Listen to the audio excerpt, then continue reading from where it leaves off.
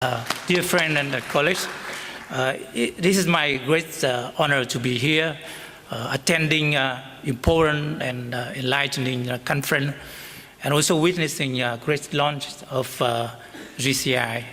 I would like to thank Professor Dr Vu and organizer of this event for this unique opportunity for me. So I have been asked to do some kind of projection about what happened in the future for Vietnam, given this the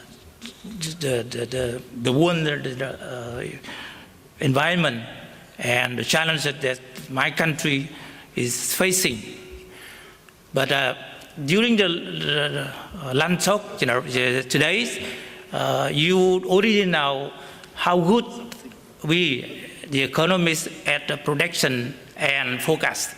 So most of forecasting that we learn from the lunch time is wrong. So I will constrain myself from a lot of prediction. But instead, I would like to review the development experience that my country had gone in the last 2-3 decades, and to point out on some challenges that it's facing, and then we can discuss about some policy option and possible outcome. Some of my colleagues in the previous session already give some picture about the future and current of Vietnam. For example, there's some reporting Vietnam will be a very good place for consumption because of the third largest population in ASEAN and growing middle class in the country. The Vietnam is considered by other like the very attractive place for investment and for trade. There's also some prediction about social issue, social host for Vietnam because of corruption, because of social tension. So I share with many of these predictions. But let me start with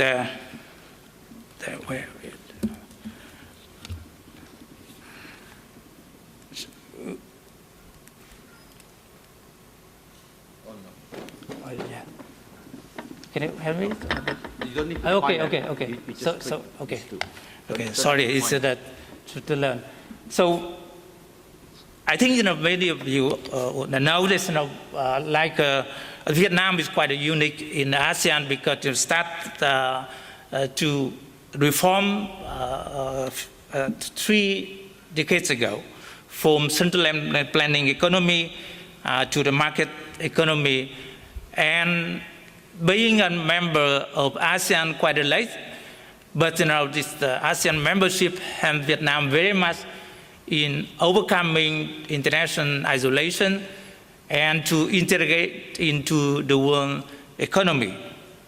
During this period, the Vietnam enjoyed a very high growth rate, averaging about 7% in the last 2 decades. The number may be different, so the international donor ADB and World Bank keep quite lower, but the fact that the Vietnam growing quite at a high growth rate, and many factors behind this, including promoting the private sector, promoting export, and attracting foreign direct investment. So far, the export-led and FDI-supported growth seem to be a very workable and efficient strategy for Vietnam. Sorry. So I show this graph like my colleagues from China also. So this one is GDP growth rate, but also the price index is very similar to the pattern that China have experienced in the last 2 decades. In some cases we have economic growth rate, but also facing a high inflation. It means that it needs to learn more about how to manage the economy in the new environment. One of the indicators showing that Vietnam had deeply engaged into international economy is the indicator of openness. Here, you can see from this graph, is Vietnam doing very well compared to other ASEAN countries. 2 decades ago, the share of trade in the GDP is about 50%, but now it's growing. The second largest in terms of the openness indicator in the region after Malaysia. But I think this is the data is about 2-3 years old. Right now, I think the level of openness of Vietnam is I think level with Malaysia, if not bigger. So we show very rapid trading expansion of Vietnam. Yesterday we were talking about how the trade openness and expansion can benefit different power. And in the case of Vietnam, we see big economic power have quite a different equal share in Vietnam, meaning that Vietnam expanding this trade linked to most of the big economic power. We have very rapid growth with China. We also have a very rapid growth with the United States, especially after in the first year of signing the bilateral trade agreement with the United States in 2001. Other countries like Japan and the European Union and Korea also see the share of trade with Vietnam quite stable. One thing is ASEAN share in trade with Vietnam is declining. So this is the implication that we may have more to work in ASEAN in the future. At the same time, the economic growth also led to a better result in the poverty reduction. And Vietnam is one of the few countries that can achieve the Millennium Development Goal, or some of this that better result in the next 2 years. So having said this, this like in other countries, that especially in that we heard from the last 2 days, the economic policy that may be workable in the past may be no longer workable in the future, given the challenge, the changing environment, but also expectation and from the country, the Vietnam. So this is a lot of debate in Vietnam about the nature of growth that we experienced in the last 3 or 2 decades, and this is some of the issue. We have a big problem with the state-owned enterprise. Most of the growth that so far is based on capital intensive and resource based. So the question is, we cannot sustain this kind of growth in the future, because now it's very costly. We have a big issue in the public investment, and it may lead to the government deficit in the future. And on top of this, there is very concern about widening inequality in terms of disparity between the region, but also by different group in the society.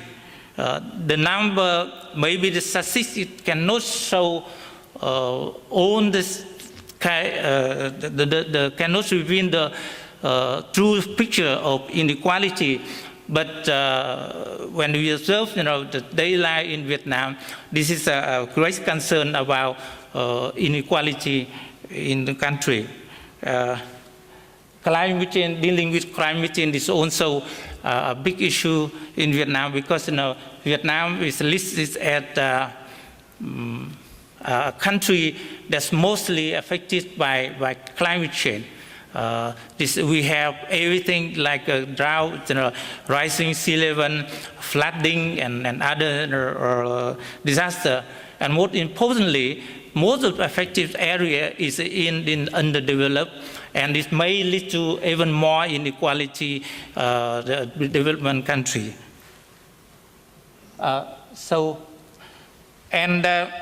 We talking about the catching up or trap, middle income trap.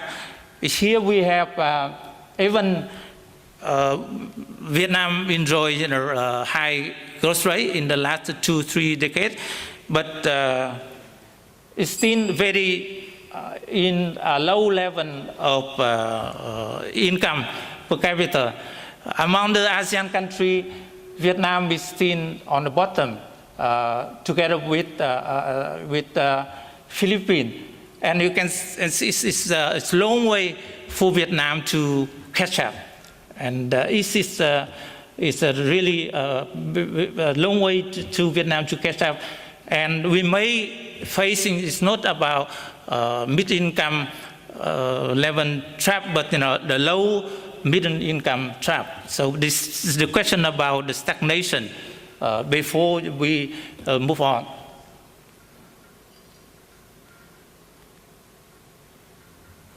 So I skip some of the slides about the issue that we're facing in Vietnam, and move on this, how the Vietnamese government and people, they're realizing this issue. Like in other countries, the consensus that the way we doing business, the way the growth is no longer valid. We need a new policy and new growth strategy towards a more skill and knowledge-based development. We need to improve human resource and also providing better infrastructure, speeding up SOE reform, dealing with widening inequality, and providing social protection, and so on and so forth. The challenge is how Vietnamese can deal with this problem and issue successfully. Take example like, and very much depend on which policy option be adopted in the coming year. It depends on the future of development in Vietnam. For example, improving human resource. We already realized it's like in another country, we need a reform in education and training. We're facing the same problem about the low quality of education. But we launched many education reform in the last 20 years, but most of them failed or did not deliver result. The same result like before. So last month, the government launched a new education reform, but the people are still concerned whether we can address the problem, because incentive for the better quality education is not there. People recruitment in the government establishment and even for the private sector is not merit-based, but mostly in the connection, right? Connection with the government official. So this is this incentive to better education, better quality of education. So until you can address this issue, people are very skeptical about how far we can go with this. providing better infrastructure. So we see this is very important because the more you expanding the trade and investment and to move up into a high value chain, we need a better infrastructure. But the question is, it's always building we need resource. And given the corruption, given the situation now we're facing with corruption and inefficient public investment, people questioning about what we can do with this problem. Or you may have a more burden for government debt, and especially also for foreign debt. It's already accumulated at a very high level. So the risk is there if we can not address it properly. The SOE reform also the big issue for Vietnam, like a country. The government in the last months announced a very, very comprehensive reform package. So the objective is in 2 years we have to equitize this Vietnamese term for privatization of more than 400 the state on. The question is whether we end up with the fire sale, I mean selling the SOE at any time. Or you may end up with some chronism, like you transform from SOE into something like the government-linked corporation. You cannot address this issue, and it may be more distortion in the future. So, to address all this, the problem, the government puts the priority for institution reform.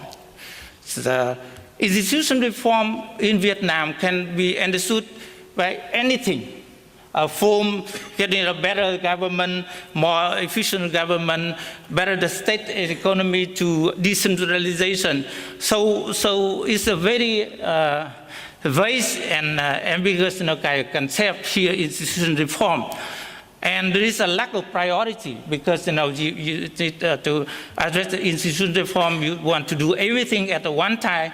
There is a lack of priority in the reform can provide some concern.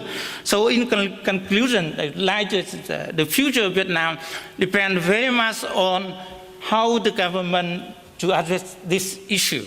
The issue is there, but the solution is very much depend. The future is very much depend on what kind of appropriate policy choices and solutions that can be adapted in the future. In the 2 years time now, we have a big kind of party congress that will be lay out the future direction of the country. So we are waiting for some of the new initiative and solution in this side, and I can only hope for a better for Vietnam. Thank you.